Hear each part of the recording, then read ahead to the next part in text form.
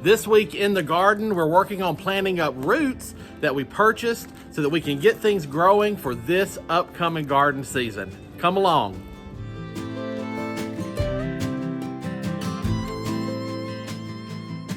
Hey there everybody, and welcome back to Horticulture Geek. I'm Ray. Thank you so much for joining me this week here in the garden.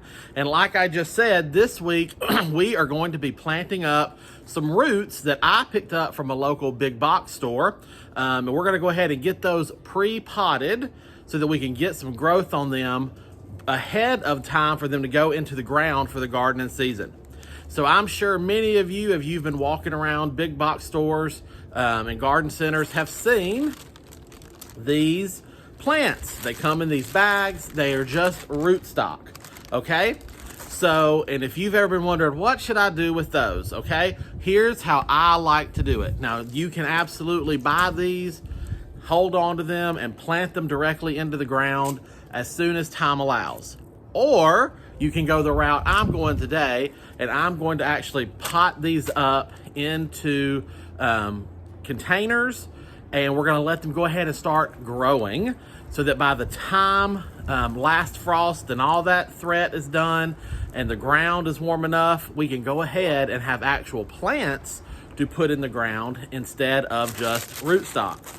The other reason that I really like to do it this way as well is that you don't really know what these roots have endured on their journey to that big box store. And there's nothing more disappointing than throwing something like this in the ground and expecting a beautiful hosta or a beautiful whatever to pop up and it never grows. And while it's still disappointing that it never grows in the containers as well, I like to go ahead and pre-pot these up so that I know exactly which rootstocks were viable and which plants are going to grow, and then I can actually put plants in the ground where I want them to go. So I'm not having to fill holes in the garden more than once. So this is another reason I like to do it. That way I just know right off the bat what's gonna grow and what's not, and only plant the things in the garden that are actually gonna grow for me. But you can find a lot of different plants this way at your local big box stores, and they can be really affordable. So here's what I picked up. So I've got this variety of hosta right here. And as you can see, it's called the Minuteman, and there are 2 roots in this bag, and it cost me $5.42. Okay, so whereas one hosta plant alone, if I was going to buy the grown plant at a garden center, that one plant is typically more than $5.42 per container. So I'm getting 2 here for less than the price of one grown on. I just need to do the work to grow it. Then I got this variety of hosta, and this is called Stained Glass. Again, 2 roots. Then I picked up Blue Sea Holly, Euringium, however you want to pronounce that when you're from.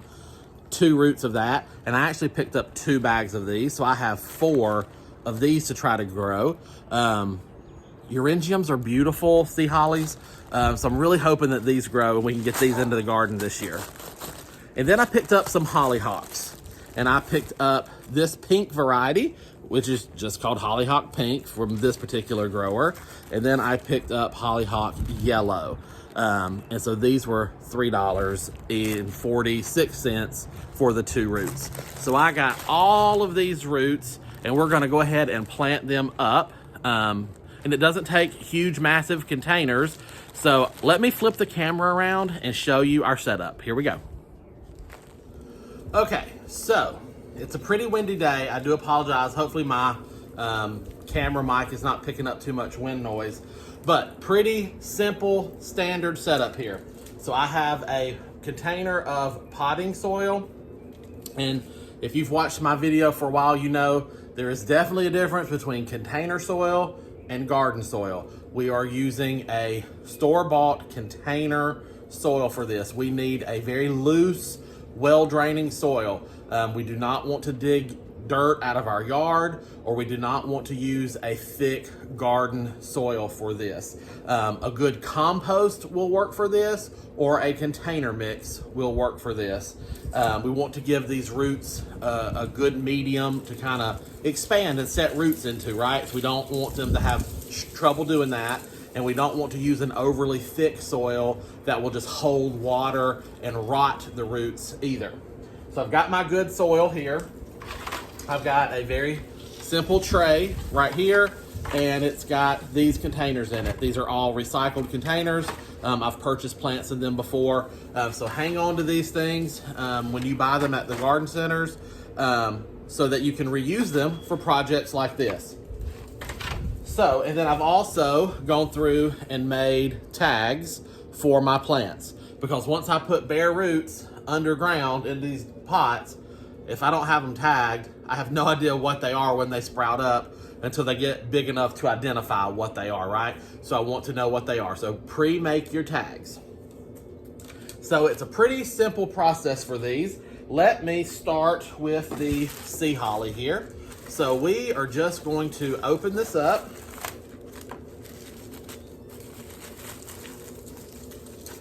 And when you open it up, that's what you're gonna see, okay?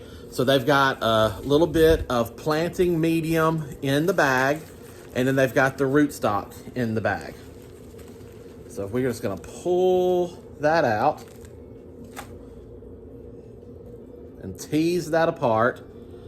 And here are my two rootstocks. So one thing you're gonna notice is there's on this particular plant, on the sea holly, it's almost carrot looking. So it's got a thicker piece with some roots coming off the bottom of them. And then right here, it's probably hard to see, but right there is where some growth, like leaf growth, had come up at some point as well. So just like on a bulb, we want to orient these the right way. So these will go into my container just like this, right? So we will put them in the pot just like this, so that the growth end is up and the roots are in the soil.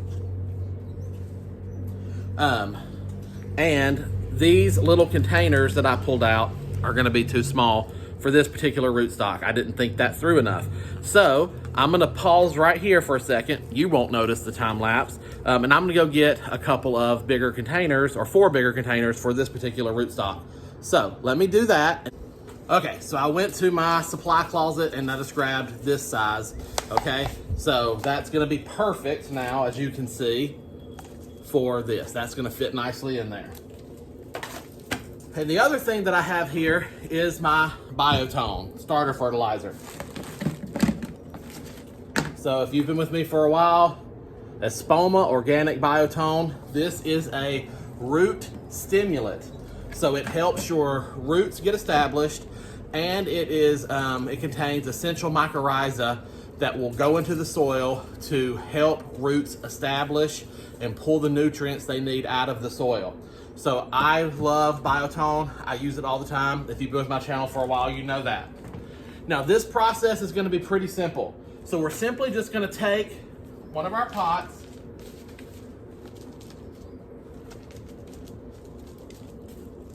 and we're gonna put just a little bit of soil in there.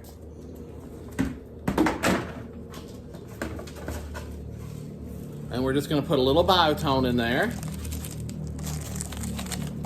Give that a little mix up.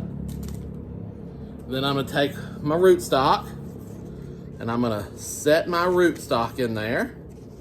Okay?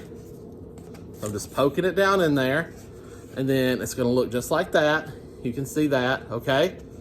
Now then, I'm going to hold my rootstock kind of in the center of the pot, under the soil level, and I'm just gonna simply fill up around it.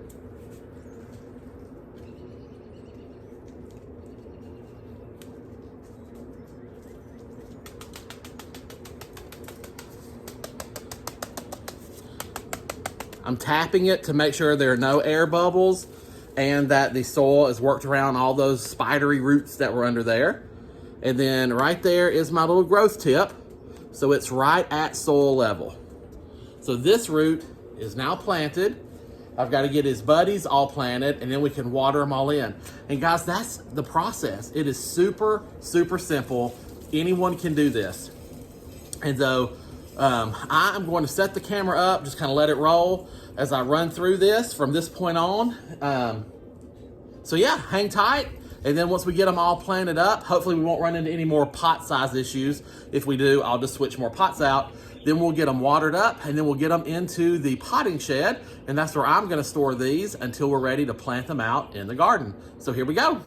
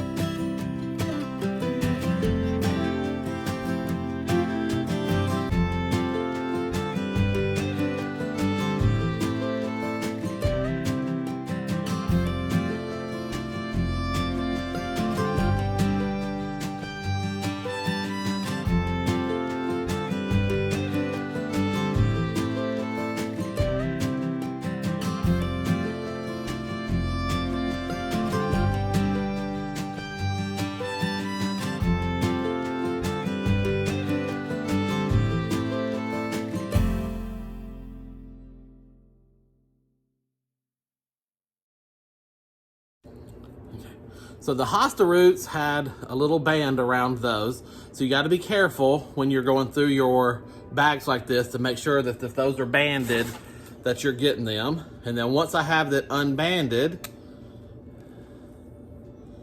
then now I have my 2 hosta root stocks. Look at that, those are great.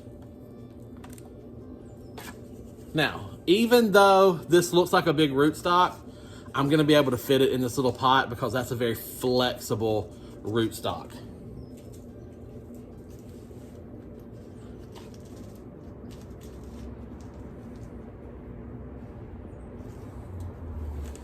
And I'm changing my mind. I'm gonna get in bigger pots.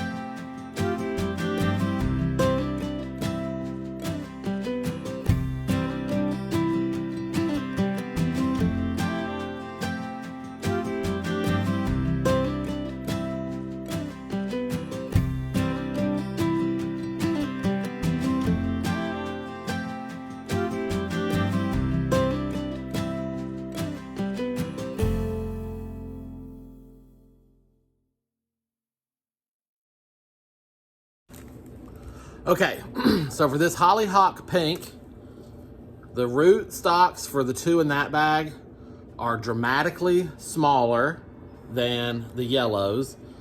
And this one is very tender, almost squishy to the touch. I'm thinking this rootstock is dead. I'm pretty sure it is.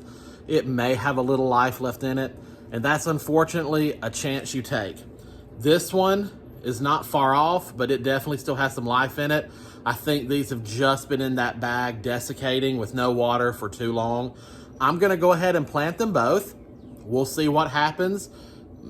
Maybe. That's gardening though. So let's plant them. Let's see what happens.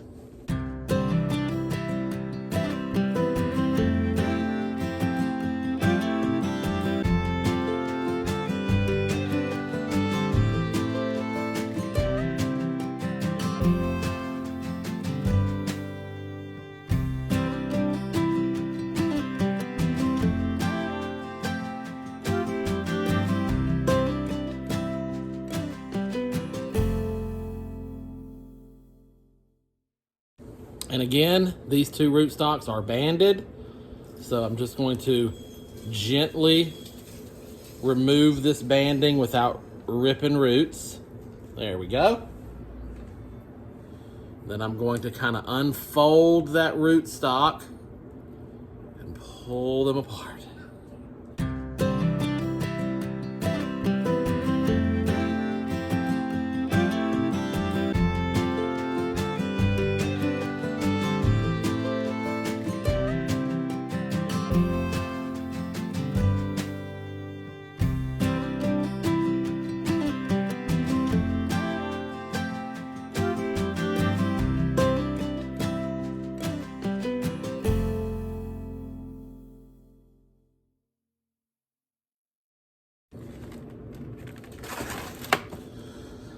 All right, guys, that's all that there is to getting these things potted. Now, I did want to point out, you probably noticed that as I was going through each container, I was tapping it like I said, but then I was also pressing it down, working that soil in. Again, it's because we want to kind of firm up that soil around our rootstock, but we don't want to just compress that soil, right? So you have to think about it as just a nice, firm, but gentle patting of the soil. We're not looking to compress this soil into a brick. We're simply looking to push it down to make sure that any air pockets that are in there are released, they get out of the way. And if we figure out there's any low spots in that soil, we can go ahead and top them off right then and there without burying the crown of our rootstock, okay? So that very tippy top of the rootstocks are exposed. And then with these were fun here. This is the yellow hollyhock. They've already started growing. They were growing in their bag. So this is fresh leaf growth, canopy growth that's already coming out of that rootstock there. So you might have noticed that. So now all that's left is to get these watered in and then get them set up to grow on, and hopefully each of them will grow, and then we'll have a whole tray of beautiful perennials that we can plant in the garden this year.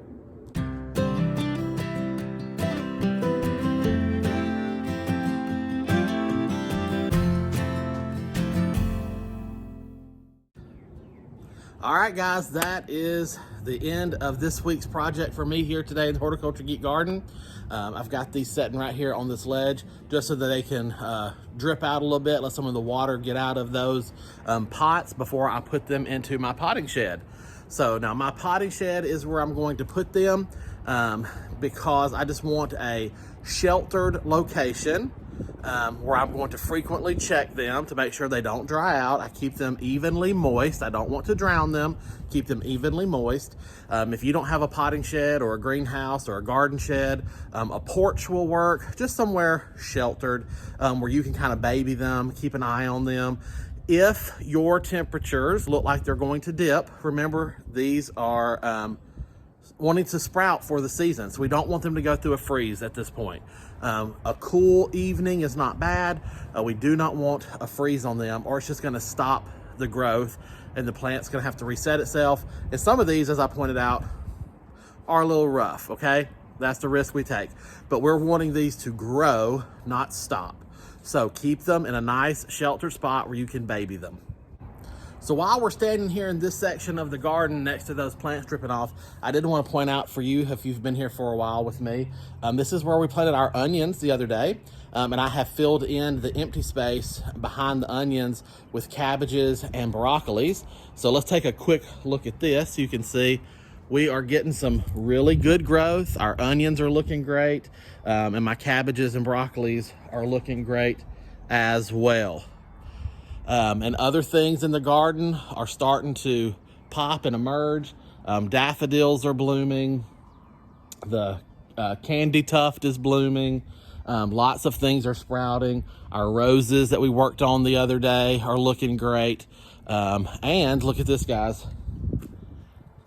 Our peach tree is starting to open its flower buds.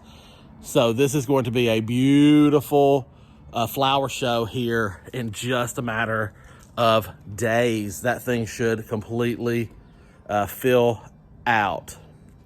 So I hope you have enjoyed today's video. Hopefully it has inspired you. If you are in your big box store or garden center and you see those bare root perennials, absolutely, if it's something that you want, grab them. If the rootstock is viable and if you can baby it along and get it in the ground like I'm doing, it gives you a very affordable option to get wonderful things in your garden at half or less of the cost of buying the plants already grown on for you at the garden center. So hopefully this video today has encouraged you to do that. The garden centers are starting to fill up, even though we're having cool nights, and some of us in the country still have pretty good threats of winter. Spring is just around the corner. It is upon us.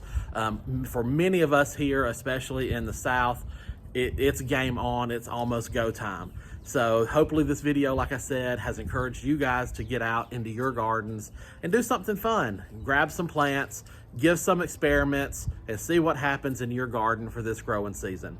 If you've enjoyed today's video, hey, give me that thumbs up. I certainly would appreciate it. And if you have any questions or comments, leave those in the comment section down below. And I'll do my very best to answer or respond to every single one of them. Or if you just have other suggestions that you want to throw in there to help spur on conversations with other gardeners, please feel free to do that as well.